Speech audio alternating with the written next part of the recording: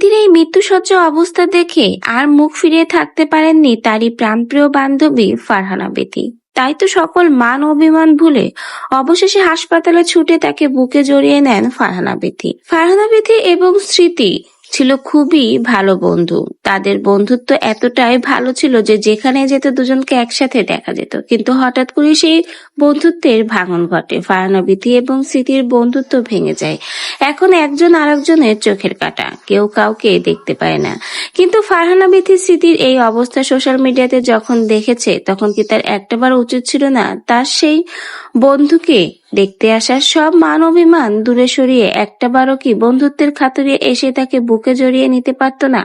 এমনই সমালোচনা চলছে সোশ্যাল মিডিয়াতে স্মৃতির এই অসুস্থতার বিষয় নিয়ে। কেউ কেউ তো আবার বলছে বাপ্পি ভাই এখন দেশে নেই, স্মৃতির পাশে দাঁড়ানোর মতো কেউ নেই। হাসপাতালের বেডে একা একাই সে লড়াই করছে সুস্থতার জন্য। এ সময় কি একটু উচিত ছিল না ফারহানা বেতির তার পাশে এসে দাঁড়িয়ে তাকে সাপোর্ট করা?